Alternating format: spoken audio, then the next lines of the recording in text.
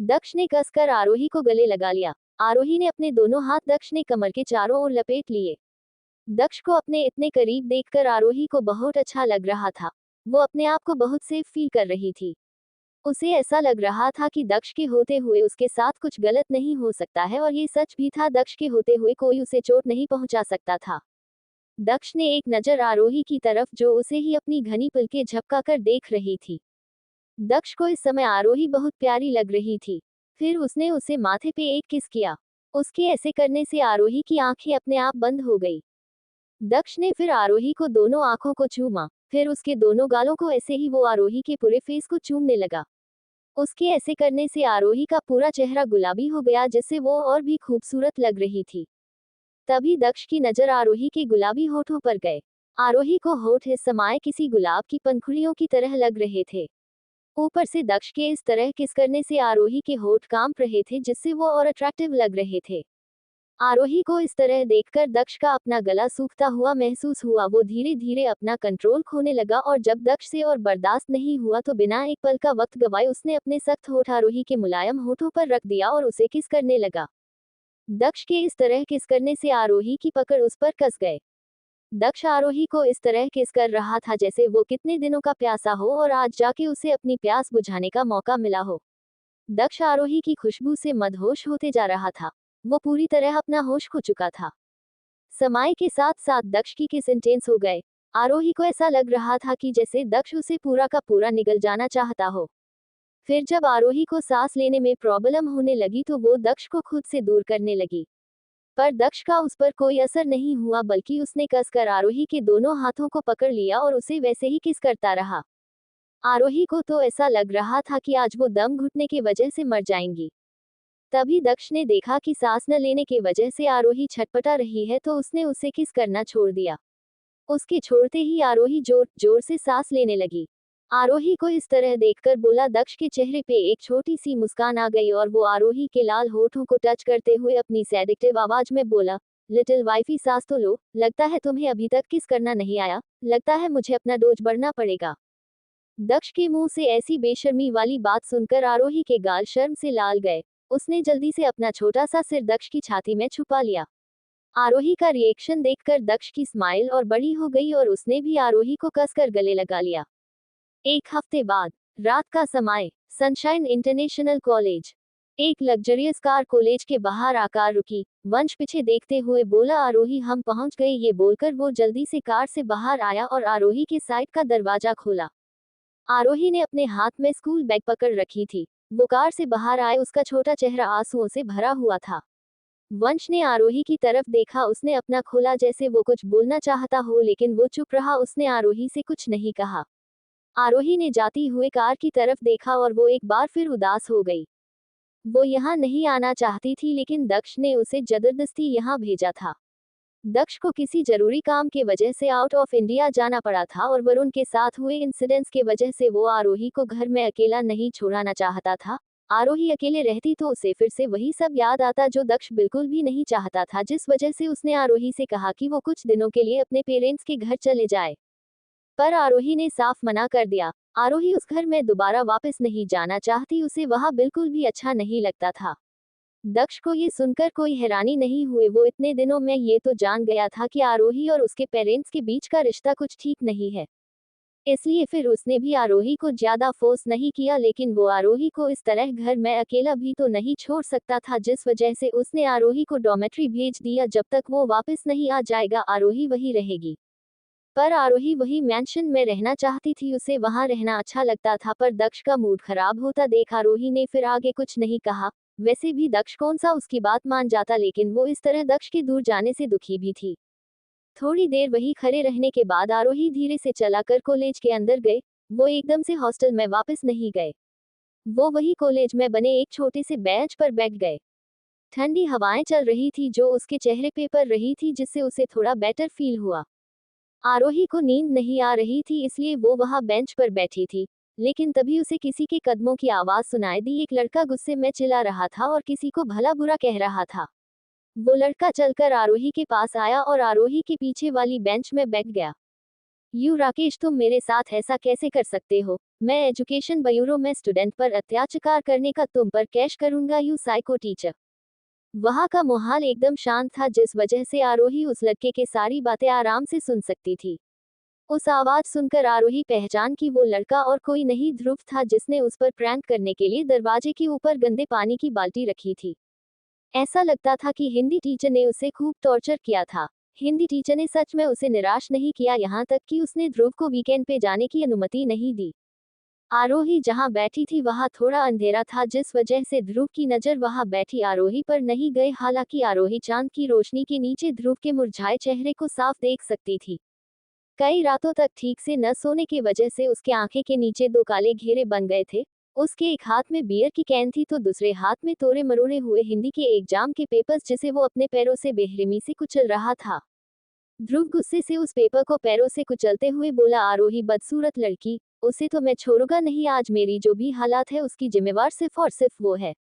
अगर मैंने तुमसे इन सब का बदला नहीं लिया तो मेरा नाम भी ध्रुव नहीं। ये बोलकर ध्रुव ने गुस्से में उस बियर की कैन को जमीन पर फेंक दिया। उसका चेहरा इस समय गुस्से से तमतमा रहा था। ध्रुव की मुंह से अपने लिए ऐसी बेटे सुनकर आरोही का चेहरा उतर गया। इसमें उसकी क्या गलती थी? किसने कहा था उसे उसके साथ प्रैंक करने को? बस इसलिए कि वो उसकी जाल में नहीं फंसी और उसका प्रैंक उस पर ही भारी पड़ गया, ये सब उसकी गलती है। ये ध्रुव कॉलेज में सबको परेशान करता था। उसके पिता के कॉलेज के ट्रस्टी होने की वजह से वो आए दिन किसी न किसी बच्चों को परेशान करता ही रहता था।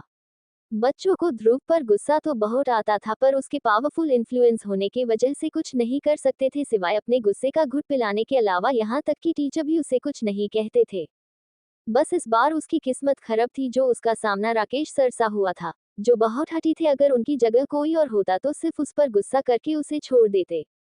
आरोही, तुमने मेरे साथ खेल खेलने की कोशिश की है, मैं तुम्हें जान से मार दूंगा। देखते हैं तब भी तुम इसी तरह रिएक्ट करोगी। पता नहीं उस बदसूरत लड़की को किस बात का घमंड है। ध्रुव के इस तरह बार बार उसे बदसूरत कहता देख आरोही की आंखें छोटे हो गए। वो बार बार बस एक ही बात दोहराए जा रहा था और उसे भला बुरा कह रहा था, जिस वजह से आरोही और अपने आप को कंट्रोल नहीं कर पाए और बोली, ध्रुव तुम्हें नहीं लगता है तुम्हें कुछ ज्यादा ही गलतफहमी है? तुम अपने ही चाल में फंस गए और राकेश सर के हाथ लग गए, उसमें मेरी क्या गलती है? इस तरह अचानक से किसी की आवाज सुनकर ध्रुव डर गया और लगभग बेंच से नीचे गिर गया। ध्रुव ने जैसे तैसे खुद को संभाला और खड़ा हुआ और उस तरफ देखा जहां से आवाज आई। वो आरोही को साफ साफ नहीं देख पा रहा था, पर उसने उसकी आवाज पहचान ली थी और जैसे ही उसे समझ आया कि उसने सामने बैठा ये इंसान कौन है, उसके एक्सप्रेशन एकदम से बदसूरत हो गए। इसमें कोई अचरज नहीं कि आरोही इतनी देर तक बाहर क्यों नहीं आए। ध्रुव गुस्से से आरोही की तरफ देखते हुए बोला, बदसूरत लड़की, तुम्हारी इस तरह बोलने की हिम्मत कैसे हुए? अगर तुम उस दिन समय से क्लास में आ जाती तो आज मेरा साथ ये सब नहीं हो रहा होता। मैं बता रहा हूँ, मैं तुम्हें जान से मार दूंगा। जब तक मैं उस कॉलेज में हूँ तुम शांति से जीने के बारे में सोचना भी मत। मैं तुम्हारा वो हाल करूंगा कि तुम्हारी रूह भी कौप जाएगी। वही ध्रुव की वही बातें सुनकर आरोही को अब बोरियत होने लगी थी। वैसे भी उसका अभी ध्रुव से झगड़ा करने का कोई मूड नहीं था। आरोही बिना कुछ बोले ध्रुव को इग्नोर करते हुए वहां से जाने लगी। वही आरोही को इस तरह खुद को इग्नोर कर वहां से जाता देख ध्रुव का गुस्सा भड़क उठा। उसने जल्दी से आरोही का हाथ पकड़ लिया।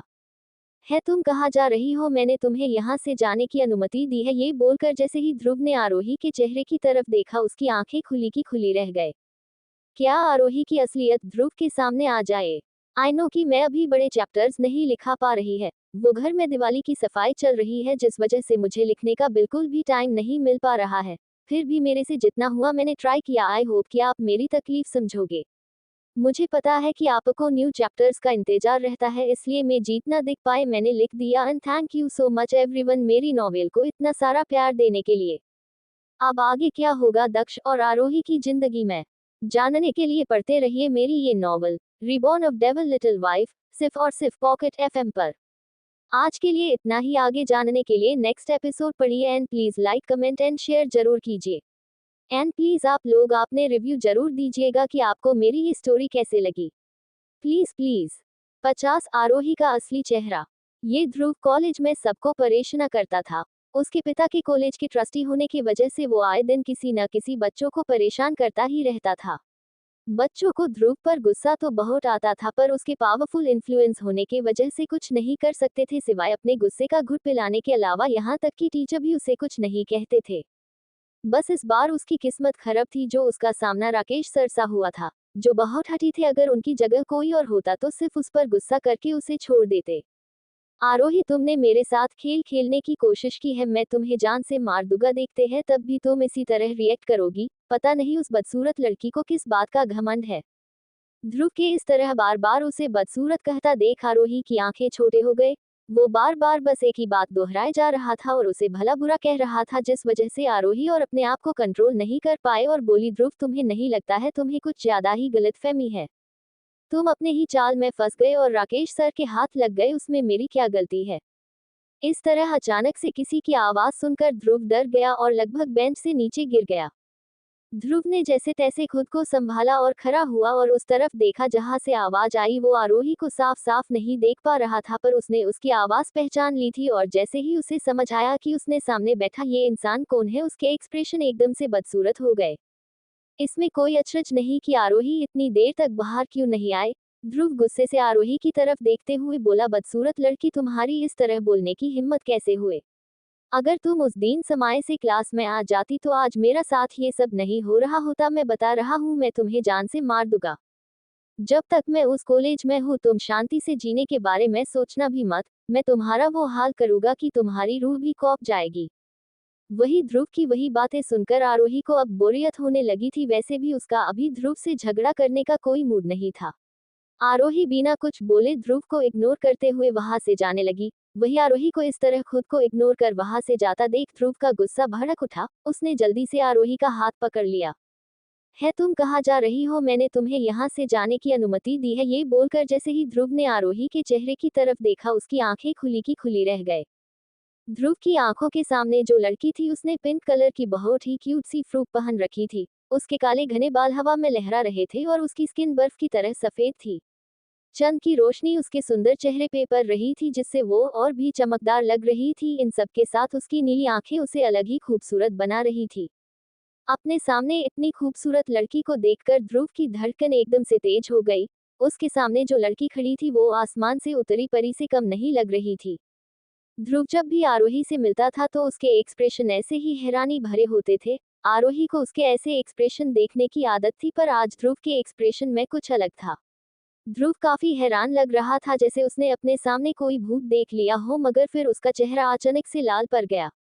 आरोही के देखकर उसका पूरी शरीर झंझना गया, जैसे उसे कोई बिजली का झटका लगा हो। आरोही को देखकर उसे बहुत ज्यादा शर्म आ रही थी, साथ ही साथ वो थोड़ा नर्वस भी फील कर रहा था। फिर वो हकलाते हुए बोला, तुम आरोही हो? ध्रुव का इस तरह का एक्सप्रेशन देखकर आरोही की भौहें सिकुड़ गए। ये ध्रुव को क्या हुआ? वो इतना अजीब रिएक्ट क्यों कर रहा था और वो उसे देखकर इतना शर्मा क्यों रहा है? क्या उसके चेहरे पे कुछ लगा हुआ है? आरोही ने हाथों से अपने चेहरे को छुआ और उसे याद आया कि वो दक्ष के इस तरह जाने से दुखी थी। उसका ध्यान इस बात पर गया ही नहीं और वो बिना मेकअप किए ही यहाँ आ गए। वो बिना मेकअप के अपने क्लासमेट को डरा सकती थी। अब जब ध्रुव ने उसे इस तरह देख ही लिया तो आरोही ने उसे मना नहीं किया। आरोही मुस्कुराते हुए बोली, सॉरी, आज मैंने तुम्हें डराने से लिए कोई मेकअप नहीं किया। ये बोलकर वो मूरी और ध्रुव का जवाब सुने बिना ही वहां से चली गई। आरोही के वहां से जाने के बाद भी ध्रुव वहां से एक इंच भी नहीं हिला। वो ऐसे वहां खड़ा था जैसे उसने अभी अभी कोई भयानक सपना देखा हो। ये क्या हो रहा था? ये लड़की तो सोनाली से भी ज्यादा सुंदर थी। क्या उसने अभी अभी जिस लड़की को देखा तो वही बदसूरत लड़की थी? ऐसा कैसे हो सकता था? ध्रुव वही सब सोचते हुए वापस अपनी डोमेट्री में चला गया। ध्रुव अभी भी सपने में ही लग रहा था।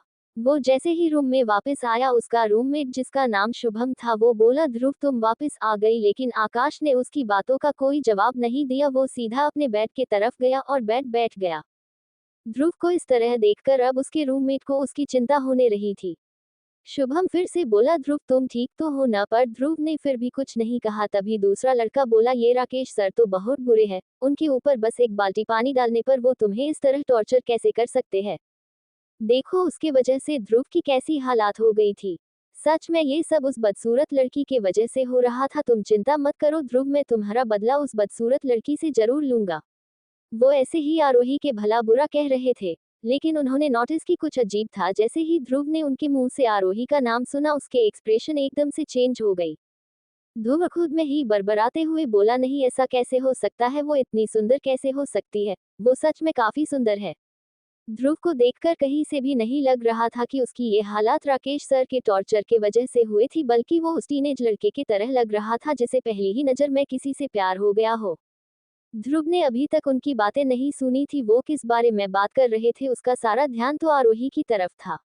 तभी उसकी नजर अपने हाथ में लगे नाखून के निशान पर गए। ये शायद उस समय उसे लगा था जब उसने हड़बड़ी में आरोही का हाथ पकड़ लिया था।